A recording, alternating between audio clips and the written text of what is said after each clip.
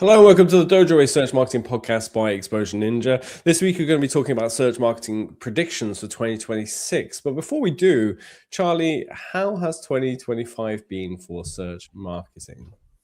Hey Dale, 2025 has probably been the biggest year of change for search marketing since I've worked in SEO, which is crazy when you think back on it.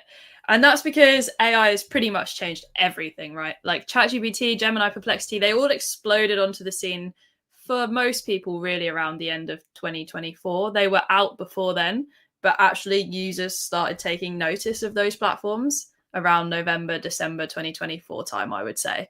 And so 2025, businesses, I think, have started to think, wow, things are changing here. SEO is more important than ever because it underpins how well a website does in so many different platforms.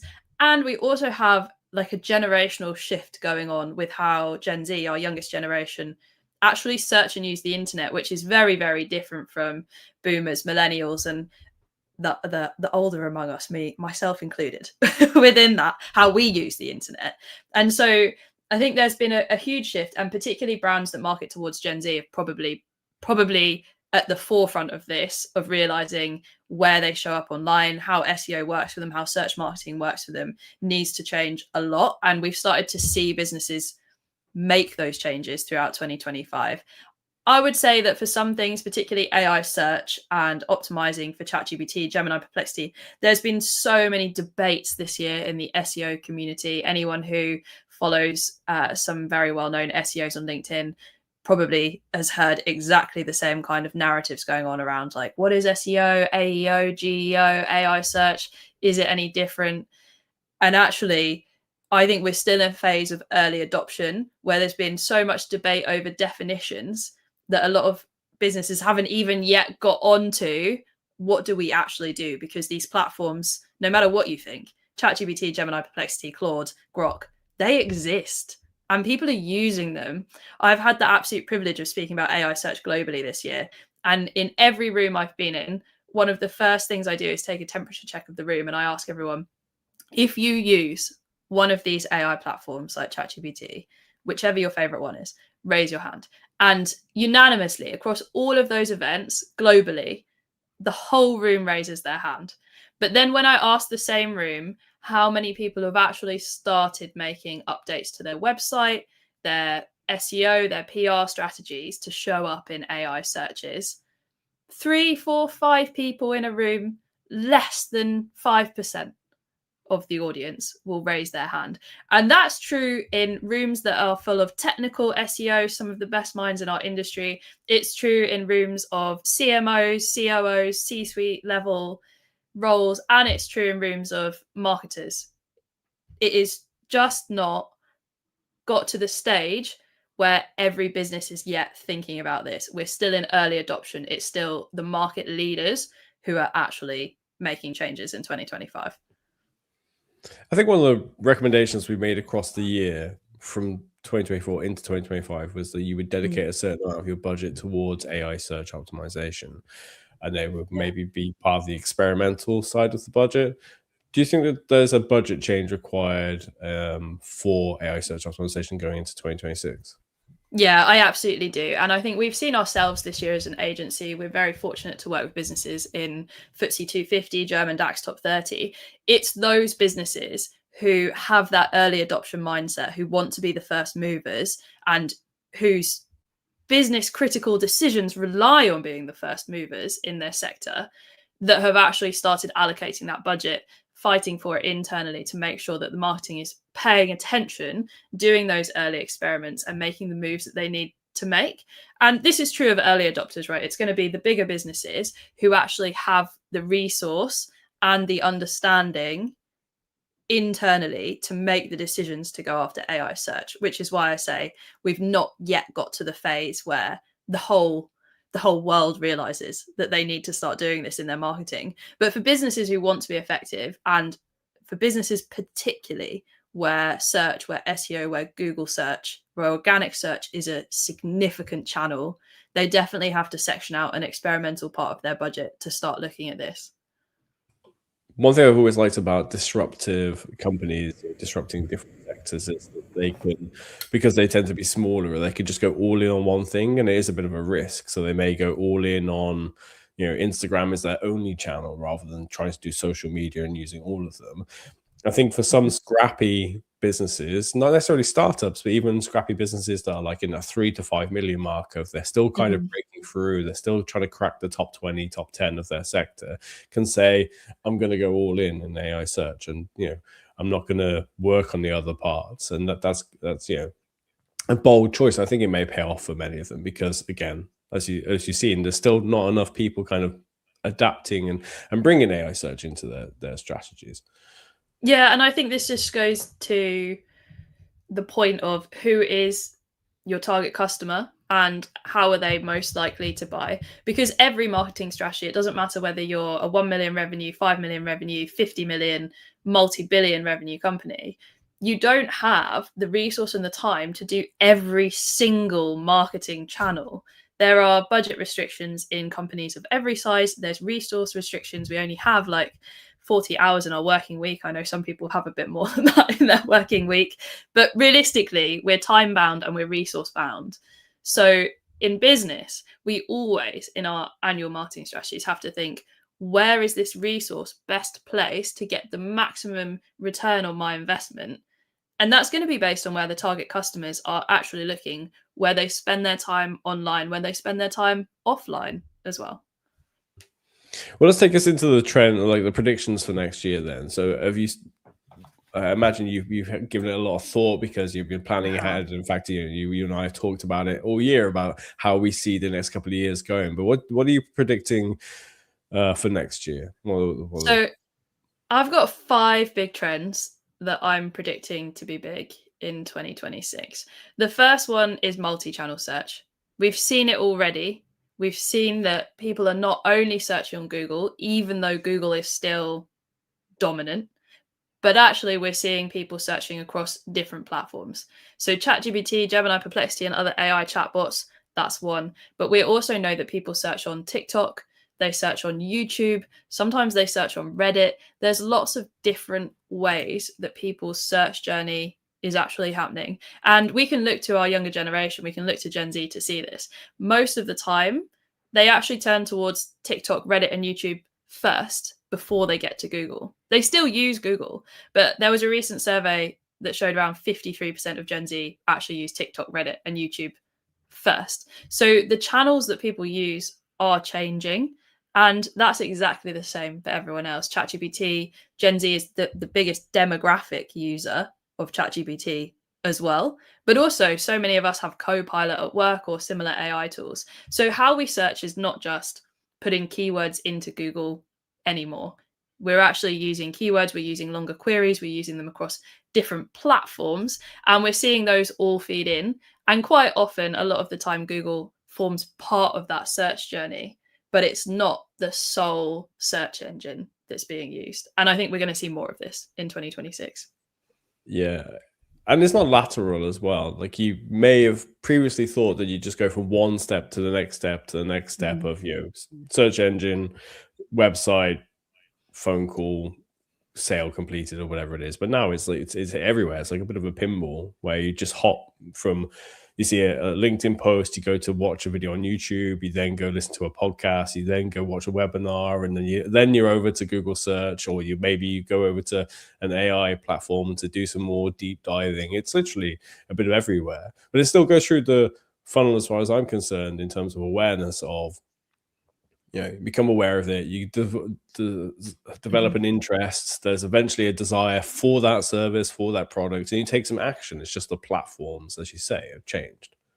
Yeah, I agree. And I still think the simplified marketing funnel in terms of becoming aware, going into research phase, consideration, and eventually making a purchase exists. It's a very simplified version of what is actually happening when someone makes a purchase. And even more so, like you say about the pinball machine, Dale, it is like we have contact across so many different channels with brands, with products, with services. these days, that it isn't a linear, we go straight to Google, then we go straight to the website, and then we check out. Sure, that sometimes happens, but it's actually quite rare. A lot of the time, we actually see an ad on one platform, we actually then see maybe an organic post on another platform, then an influencer does this, and then maybe there's a YouTube ad, and we're back to comparing in ChatGPT this brand versus this brand, and finally a Google search that we might make will take us to the website, and eventually we might make a decision to check out. But a lot of the time, marketing and sales funnels are not that linear anymore.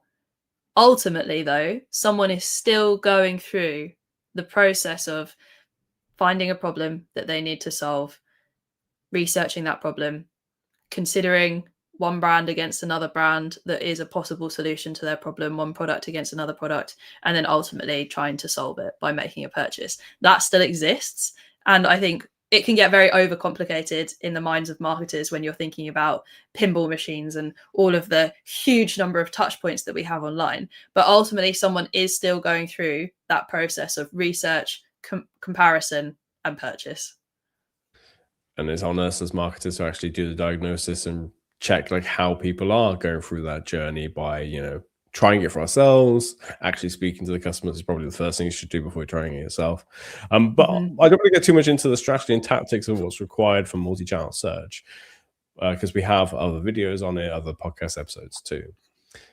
But with this multi-channel approach, do you have to create like one piece of content and hope that it pops up in all of them? Or are you recommending that people have to create certain piece of content per platform? It's a great question. And one of the big questions I get asked when I speak about AI search is, do you have to create different content for Google SEO than you do for AI search type of SEO? And actually, most of the time, you can use a piece of content both to show up on Google and to show up on AI platforms as well. As long as that content is well written, it's broken up nicely, it uses the right kind of formatting, it answers queries, it thinks about the query fan out, all of that type of thing, content can actually show up well. The same, let's not forget that Google's AI overviews, which were around 1 in 10 searches, shows an AI overview, the AI summary we see at the top of the Google search results. That's also AI. That is also using and scraping blog content in the same kind of way that we see it surfaced in platforms like ChatGPT. So when we're talking about Google SEO, it's not an entirely independent, completely separate thing, because it's also using AI, and that's the direction Google is also heading. When it comes to platforms like YouTube, where video is so much bigger, I do think we're now looking at different content formats, but that doesn't mean you need to reinvent the wheel. If you've already got a great blog post, you've pretty much got a script for what can go in your YouTube video. And if you've got a YouTube video, you can break that into short segments, little short videos that you can potentially use on LinkedIn, particularly if you're in the B2B sector, that you could use on TikTok. All of that type of thing is a content repurposing strategy. You don't have to create entirely separate pieces for all of the channels that you're using. But also going back to what I said at the beginning, I think it can get really overwhelming when we're thinking about 101 platforms and all these different types of content that we could be creating, and really laser targeting in on where our target customers actually search and the formats of content that they like is by far the most important thing to be doing. If I can make one recommendation to anybody watching or listening to the podcast this week, would be to go over to our YouTube channel, youtube.com/exposure ninja. We've got a video which is all about how to do AI search optimization audits for yourself to check like how visible you are, where you're getting picked up, how you're being picked up in terms of what types of content are they looking for, you know, articles, they're looking for videos. Like in our case, our videos pop up a lot in some of these platforms rather than our blog posts, which is great. I'd rather it was both. But if you want to find out for yourself, like how you need to go about making your strategy for next year, just do the diagnosis, hop over to our YouTube channel. There's a great video all about that. Charlie, what's your second prediction for search marketing for next year? Second prediction, a little bit drier. I think we're going to see a big resurgence of technical SEO. Like, technical SEO hasn't died, but let's be honest, it's quite dry, technical SEO, and I don't think it's the bit that gets people excited. The exciting thing about technical SEO coming into 2026, though, is how incredibly important it is for AI platforms. Things like our schema, taking care of our site health, making sure we don't have broken links, broken pages, internal links that don't go anywhere, 404 errors, all of that type of thing that is incredibly important for Google SEO is also incredibly important for AI. And I think that as businesses start to realize, oh, hang on, this is also important for AI, we're going to start to see more of a focus. I think we're going to see more people realizing they actually need to do a cleanup. And this is because AI search platforms like ChatGPT, they don't browse in the same way as humans. They're relying heavily on the technical side of the website, being able to crawl it really well, index clarity, structured data, really clear relationships between what something is and how it is a part of that business, very clear entities within it. And so I think some businesses will have probably found that they've left technical SEO a bit on the back burner because it's not the fun thing. Perhaps they don't have a technical person leading in their marketing function. Whereas technical SEO isn't a one and done thing. You've not just completed it in the first month of working on an SEO campaign. If you're a small website, you're probably going to find you generally have less technical errors. So maybe you can leave it to a quarterly review. Brilliant. If you're a massive, massive corporate website or you're running a huge e-commerce store, your technical SEO is going to be a weekly task. And I think that we're going to see a huge resurgence of the importance of technical SEO this year. Which is really fascinating to me because I've been in the trenches of technical SEO and it is dry as you get, but I love it. Like I always enjoy deep diving into, your server is shared by 150 other websites, which then makes it slower because it's got just so much other stuff on there. So you need like a dedicated server and this kind of stuff. And that can make an impact into your loading time. And every little half a second, half of loading time halves your conversion rates and stuff. It's really fascinating. But you have to kind of articulate it that way to make people see like this is revenue we're talking about. But it again gets kind of left behind because people aren't thinking of it like that unless you have a large enough website or you really crucially need that conversion rate to be higher when you're like an e-commerce versus a lead gen where you can get away with half a second not being too much of an issue. Yeah, absolutely. And one of the reasons that I also think technical SEO is going to become so foundational and such a priority for businesses in their marketing function is that more and more as we start to see things like ChatGPT's agent mode, and ChatGPT Atlas also uses agents as well on the browser, this agentic AI that we're moving towards, and I don't think we're fully going to get there by 2026, but we're moving in that direction. Search is moving in that direction.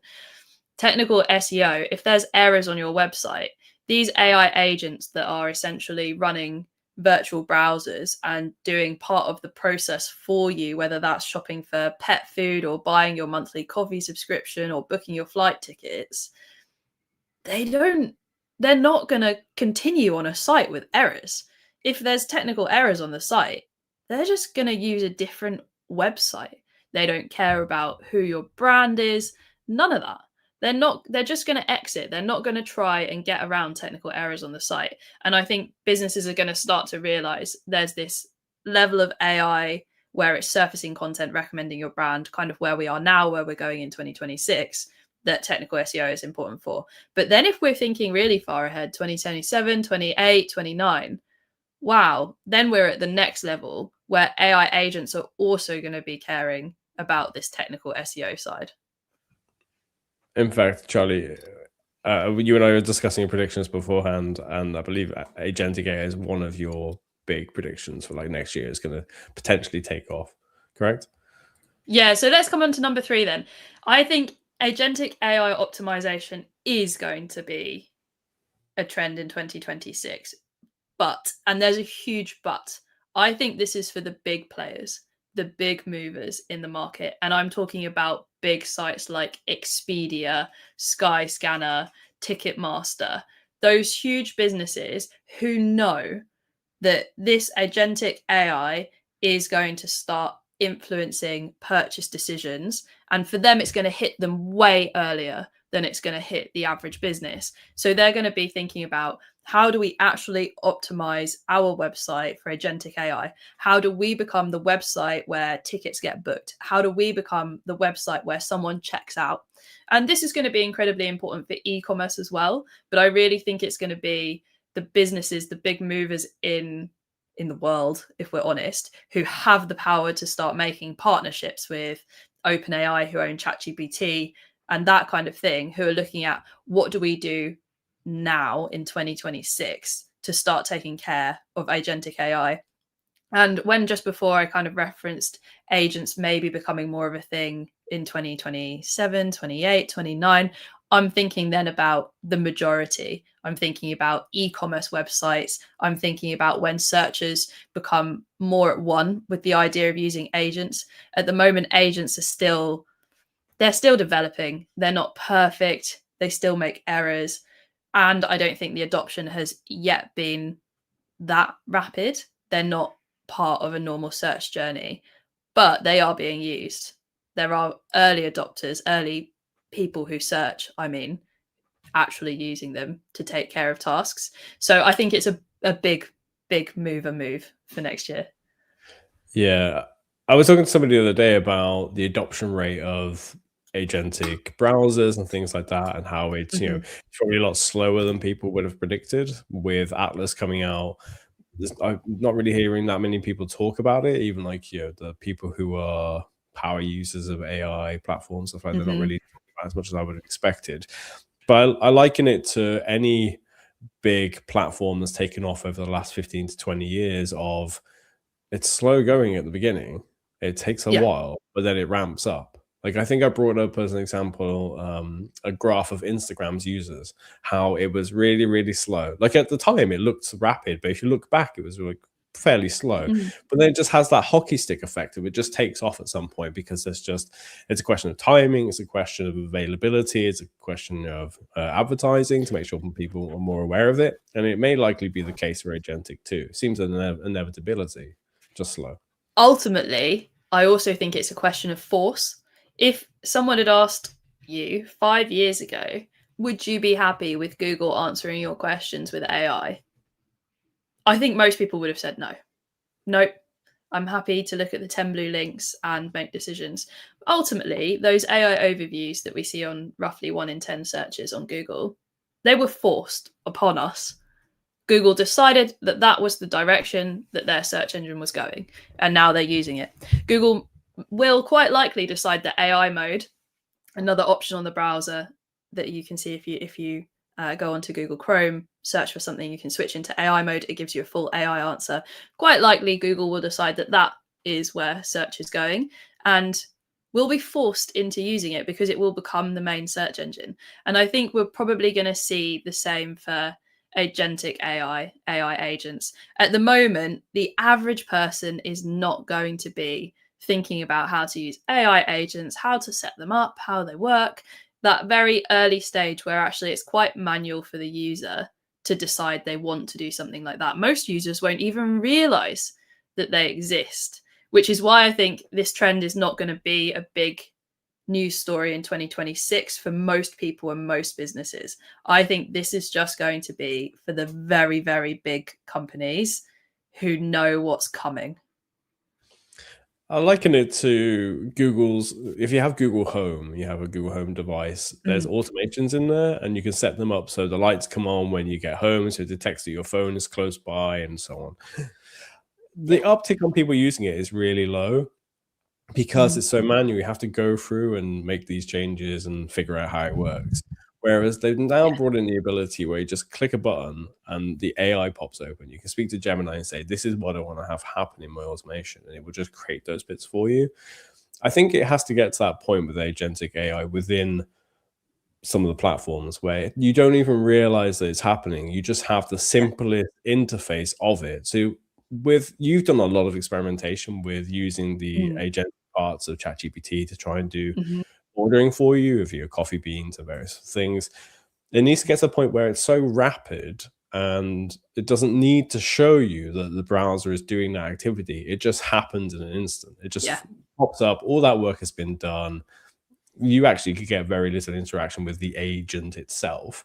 You're just purchasing as far as you're concerned as a consumer. Yeah, and you've absolutely nailed it, right? At the moment, we still have to go into ChatGPT. You still have to select the AI agent to do the task for you. You still have to set it up to do it. Arguably, if I buy coffee beans every month, which I do, is it quicker for me to just go direct to the website that I usually buy from and set it up? Or even set a subscription up, because a lot of e-commerce stores, you can just set up your monthly subscription. That's by far the easiest way, until you have a task like booking a flight ticket, for example, that you know is going to take you a lot longer because you've got to price compare. So in an instance like that, I'm more likely to actually use an AI agent to do the research for me. But ultimately, I would change my search habits if AI agents were faster, if they were the default, if it had become normal, if I just put in a query and then it runs for me without me having to go and decide that I'm going to select that as an option. And I think that that will be the same for the majority of searchers. Yeah. As you said before, the ChatGPT are bringing in this connection with Shopify, so therefore e-commerce stores and bigger movers who are going to be immediately impacted by just improved functionality ChatGPT side you might not necessarily see. They're going to the ones to be impacted. They need to optimize their agentic AI faster, for sure. Yeah, absolutely. Well, let's take us on to the fourth prediction for next year then, Charlie. What are you predicting? Fourth prediction is also a bit of a sidebar one. I think we're going to see a huge amount of content pruning going on websites. I think 2024 and 2025 have been the years where there's been a lot of websites that have produced a significant amount of AI spun content. And some of that AI content is good, but a lot of it is bad. This is where the term AI slop has come from. People just whacking in a keyword, write me a blog post on this, publishing on their website. And we've seen a bit of that at scale. And 2026, I think, is going to be the year where people realize, we've got all of this really low quality content on our website and it's not doing anything. And now they're actually going to have to pick up the pieces of those marketing decisions and go through a whole content pruning strategy in order to make sure that their website is very clear about what it does, what it sells, and who it sells to. And all of this huge amount of AI content that's been pushed out into the world on people's blogs and their news sections, their knowledge bases, wherever on their website, is actually going to have to be sorted out. Because what happens when you put out thousands and thousands of AI slop type articles is it becomes very unclear what the website's even about. And AI systems like ChatGPT are looking at all of this content across random topics, thinking, how does that relate to this website? What is this website meant to be doing? Creates confusion. The majority of that content is just going to be doing nothing as well. You're going to be looking in your Google Analytics, traffic's going to be zero, conversions are going to be zero. It was a waste of everyone's time.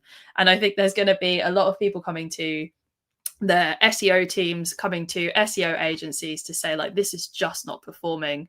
We put out this huge amount of content. What do we do about it? And there's going to be a really big trend towards pruning back that content. I find it quite interesting. I'm a big fan of content pruning, done it back in my SEO days as well. Yeah. But is it not counter to what we may be suggesting for the query funnel that you referenced earlier of AI agents, pick one, that they do the search for your prompt or conversation or whatever it is that you're having, and then it does like 5 or 6 different searches in the background to find content that backs up or, gives it more research to kind of make its own decisions from. That you kind of need content for all those different pieces, all those different searches in the query funnel. Are we not kind of pruning, but at the same time forced to go and create extra content for all these variations that may come up in the query funnel at the same time? So this is exactly where the confusion has come from, where website owners, businesses are thinking, oh my goodness, I need to create so much more content because AI references all of this different kind of content and surfaces it. The thing is, it's just not surfacing the content if it's poor. And if you created poor content using ChatGPT, so did 11 other of your competitors, if not more of them. And then you've all got content that's not performing. So ultimately, someone's going to have to do something about it.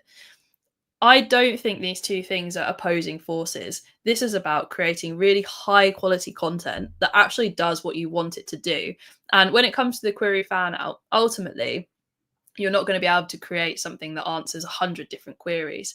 But if you go onto Perplexity and you search for a type of prompt that's really important to your business, a keyword that you know brings lots of volume, for example, you're probably going to see the query fan out on there, the actual queries that it breaks it down to. It's probably 3, 4, maximum 5, I would say. Usually I see just 3 different queries. So when you're creating a piece of content, you actually just want to be thinking about what is actually fanning out for some of these AI platforms and what is actually valuable to your user. That doesn't mean that you have to create 1,000 articles. You can create one really strong article, or maybe 2 or 3 really strong articles around this topic and around the queries that are fanning out behind it to get a great result. And actually, if you create 1,000 poor articles that are low quality, really thin content, and that are potentially just duplicating each other, one of the big issues is content just duplicating itself. That's always been bad for SEO. We've also seen the same for some of our clients as well. Client we worked with in the financial sector had a blog post around mortgage calculations that they wanted to perform really well, but that blog post had duplicated so many different bits of content throughout different sections in the same post. There was so much repetition within it that AI was just not picking it up. It wasn't showing in Google's AI overviews. It was doing okay. It was still on page 1 of Google. It wasn't a terrible piece of content. But all of that duplication was so confusing that AI didn't even know what to reference from it. And when we just cleaned up that blog post, we still kept it. It was still a great bit of content. We just cleaned it up, removed the repetition, removed duplication, removed like AI isms, those kinds of phrases that AI always gives you as well. And it performed really well. It got into the AI overview after that for a really important keyword for that business, which is great. And I think this is about how we actually format, chunk up our content, what we write into it. It's not about how do I create 101 pieces of content to try and match the query fan out. When you say about you fine-tuning a blog post for better ranking and you kind of taking some bits out, some duplication, and you talk about content pruning, are we also talking about pruning content within content? So, for example, traditionally through SEO reasons, we've often gone in a direction, depending on what the search query is, of creating a longer piece of content, whereas 1,000 words or 2,000 words or 10,000, depending on what it is. Are we now being forced to kind of prune that back for some terms specifically for AI search platforms, or is a long piece of content, 2,000 words, still as applicable today as it has always been? I think we'll see different lengths of content performing well for different types of queries. If you're asking a very simple question, you don't need a 2,000 word answer to it. And the same you would expect in human conversation. You've asked someone where the nearest bus stop is. Then if they gave you 2,000 words about where it was, you'd be like, what are you doing? Whereas if you ask them, their political opinion on tax changes, you might expect a 2,000 word answer to that over a glass of wine, to be fair. I like to think of this a bit more like a garden, right? There's going to be weeds. That's the content that we actually prune, the stuff that we pull out. We don't want it in our garden at all. It's causing havoc. The same, our garden is the website, right? It's causing havoc for the website. Then we're going to have pieces of content that are the plants that we want there. There are rose bushes. Some of them are absolutely thriving and they're doing fantastically. They bring in loads of traffic for us. They bring in loads of conversions. That's great. We want to keep updating those, making little tweaks. We don't want to mess them up. We don't want to overwater it and suddenly we've lost one of our thriving pieces of content. And then we're going to have things like our rose bushes, bits of content that do okay, but actually maybe they're getting a bit too big. They need a seasonal prune to make sure that the content is really clear, the content is really good. So we can think of it a bit more like our website is a garden. How do we take care of the content that performs really well? How do we make sure there's not any weeds in it? And then all of that middling content, what can we do to help it grow, to help it thrive? Well, on the subject of getting our content referenced in AI search engines through pruning the content that we don't want, taking away those weeds, or just adapting the pieces we already have, Mhm. let's go through to your next prediction for 2026. Have you read all my predictions and they're not an absolute surprise to you? You've read them Well, ahead of time. maybe a little bit. So my fifth and one of the biggest SEO trends for 2026 is brand citations over backlinks. And what I mean by this is in SEO for a long time, there's been link building, the idea of getting an article published on another website, that might be a news website, that might be a blog, wherever, that has a hyperlink back to your website. And there's loads of different strategies that go on with link building. Some of them we consider black hat, absolutely terrible and shouldn't be doing. Some of them are considered normal parts of SEO, actually, building authority, trying to improve the domain authority of your website, ultimately to improve your rankings, your traffic, and your conversions at the end of the day, is why this is such a huge part of SEO.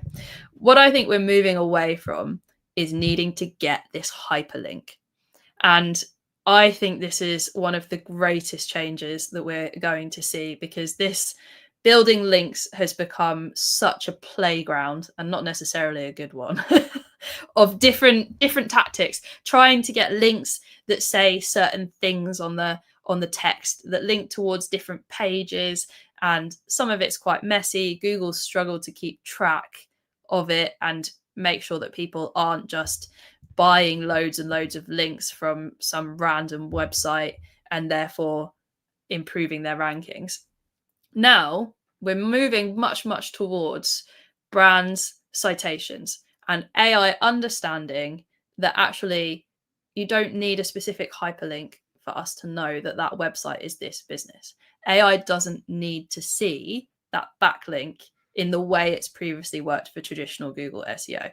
Now we can just get our business referenced on third-party websites, whether they're charity websites for charities that we support, local news websites, bloggers, all sorts of different websites. And I think the context around it is going to be so much more important than getting a specific link. It's going to be, what did this person at that business have to say if they're quoted, for example, by a journalist, and how does that inform the context of what the business is, what the business does? This is going to be so incredibly important, and I think it's a fantastic and amazing change for SEO next year. I remember a couple of years ago, back in the day, when Google added in a whole bunch of updates, and there's like Rank Brain, and then there's one called BERT, which is based around the transformer technology that GPTs are the child of. And I remember around those times, the narrative started to switch around from you got to get the link and the anchor text, the words used in that link had to be like bang on, to doesn't necessarily matter the link itself, but it's the paragraph it's in, it's the words around it. And I think that was like the earliest signs of what we now, well, it's still SEO, and it's now a part of AI search optimization too, of it, whatever was reading that paragraph was understanding and learning about like what the business was or the subject matter was, and going, oh, there's a link, I'll follow the link and I'll learn more. And it's just, yeah, it's interesting to see how that's now ever more so important today, of like, it's not just the link itself, it's the everything about that piece of content you produced. Yeah. And the reason that these sort of brand mentions, brand citations, references in third party websites are so important in AI is because when you get an AI answer in ChatGPT, Gemini, Perplexity, whichever one of those, what that AI answer gives you is its sources. It gives you the websites that it actually cited as part of giving the answer. Similar to when we wrote essays at university, and at the end, you had to give all of the references of the people that you'd actually read and referenced in your essay.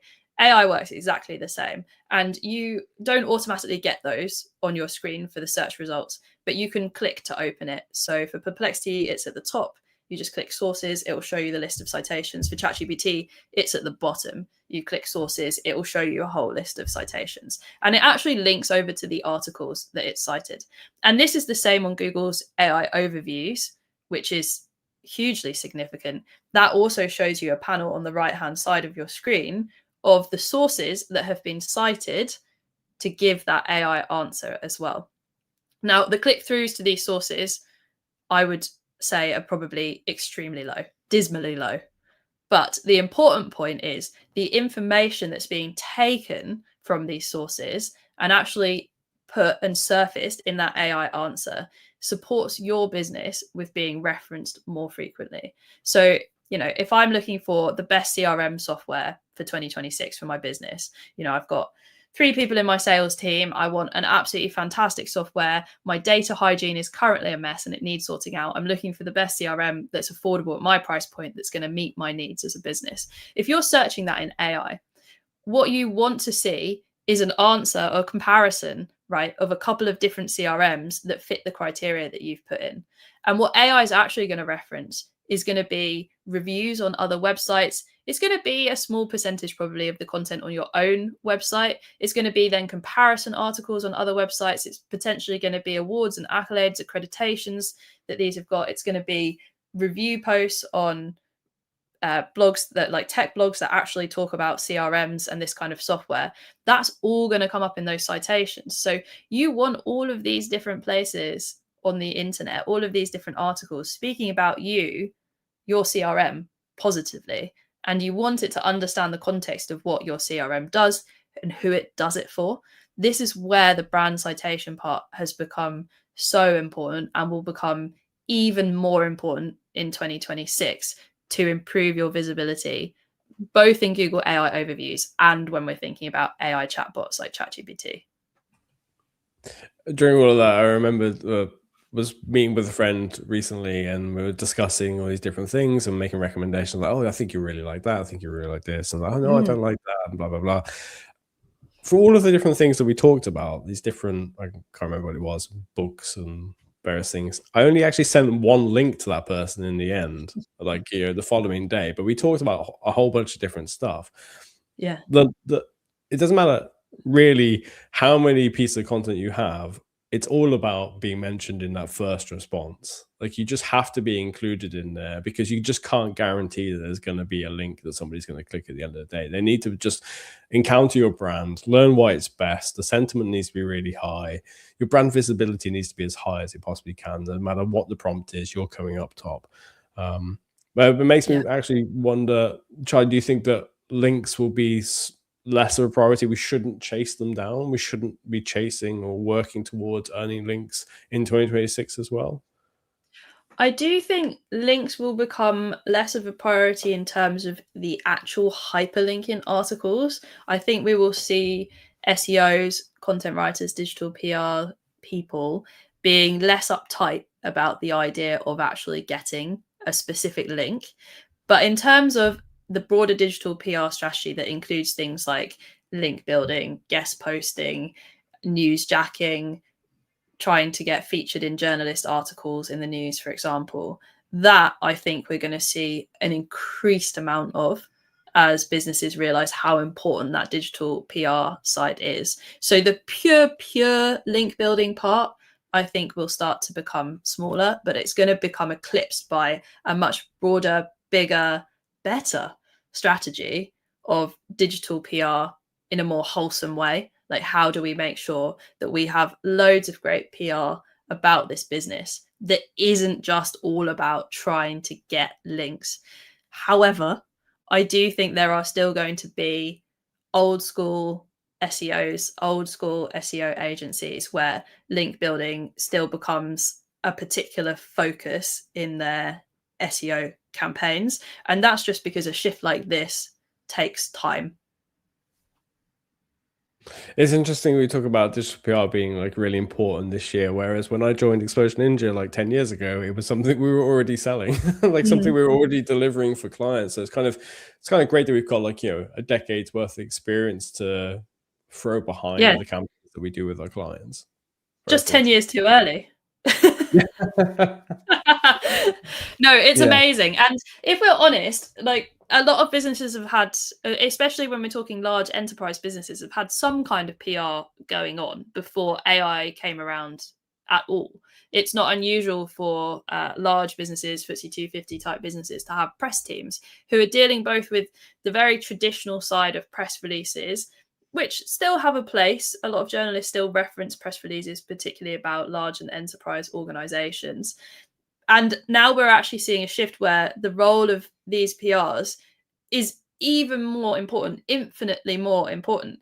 And some of those press teams and PRs are probably thinking, my goodness, like this AI side is way beyond my knowledge and skill set.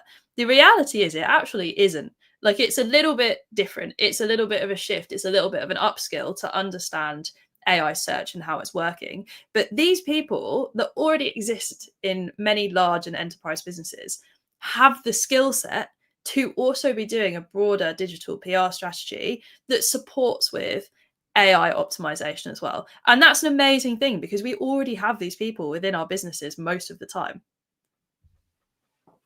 Yeah, definitely more than any other year, you really need to kind of make sure that your team's all integrated and communicating with each other, because Yeah. everybody needs to be saying the same thing and in a way that, well, first of all, your consumer is really clear on what your positioning is, what you're offering to them, whether that's service based or product, but that, you know, your entire teams are saying exactly the same thing, and it's picked up by AI search, which, okay, may not be appearing in your analytics as like, oh, it's now 60% of my traffic source or lead generation source, but it's happening and is not as trackable as you might like it to be. It may never be, but it's happening at some part of the buyer journey. It may just be AI search within an existing platform like Google, where it's adapting and doing AI overviews or AI mode, or it's people going and doing these searches on ChatGPT in a, you know, closed environment. You can't see it, but it's absolutely certainly happening. Anyway, No, go on. wait. Now that you've made that point, I do also want to dispel a myth, which is I often hear people say there's absolutely no way to track my traffic and conversions from AI.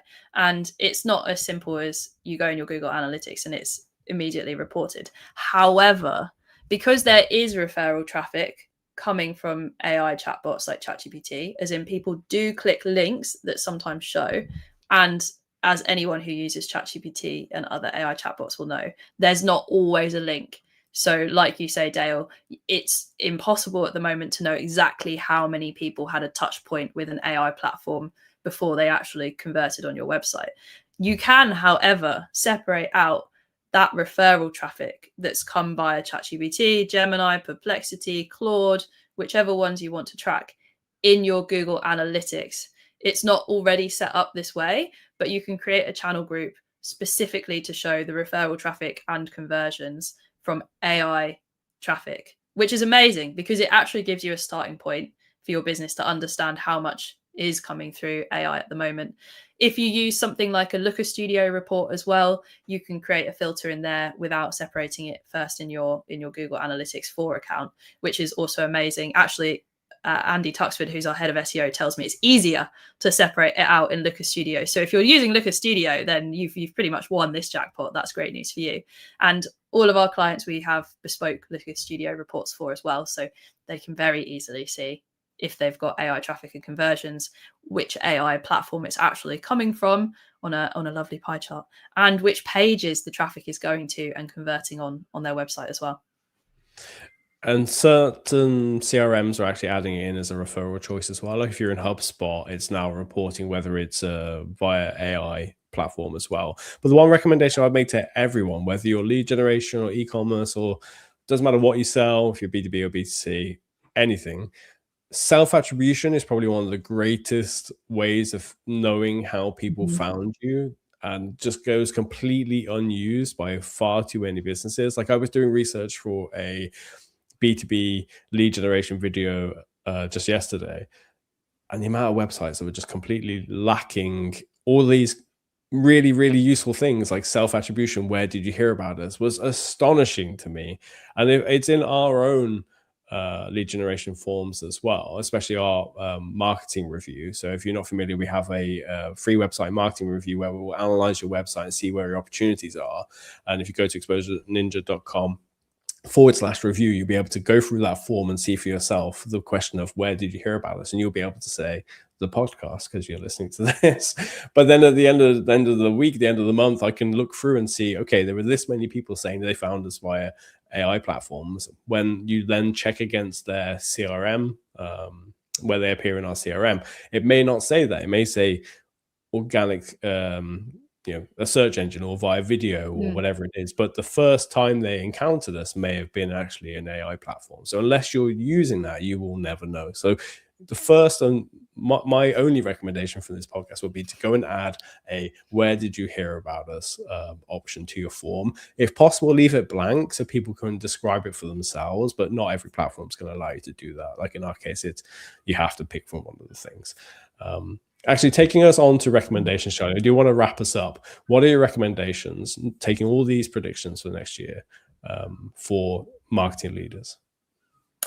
My recommendations for next year for marketing leaders are putting a certain percentage of your budget towards AI search now and thinking about how important it is for your business, making sure that you understand your target customers incredibly well and where they're searching before you split your marketing budget for next year. And I think the last one I'm going to say is focusing in on this digital PR side much more heavily than you have done in the past, without thinking too narrowly about just getting backlinks. Brilliant. Well, thank you everyone for joining us this week for what I imagine will be our last podcast of the year, Charlie. Yeah, because it's holiday time for me Christmas. next week. Yeah, everybody celebrate. Well, thanks everyone who's joined us for the entire of this year, for all of our podcast episodes and for the series we did about marketing strategies 2026, which you can find by going to exposure.ninja/strategies 2026. And just again, thank you so much for joining us week in, week out. It's really appreciated, and we'll see you again in the new year. Take care. Merry Christmas and a Happy New Year. See you in 2026 to dominate search marketing. Absolutely. Take care. Bye.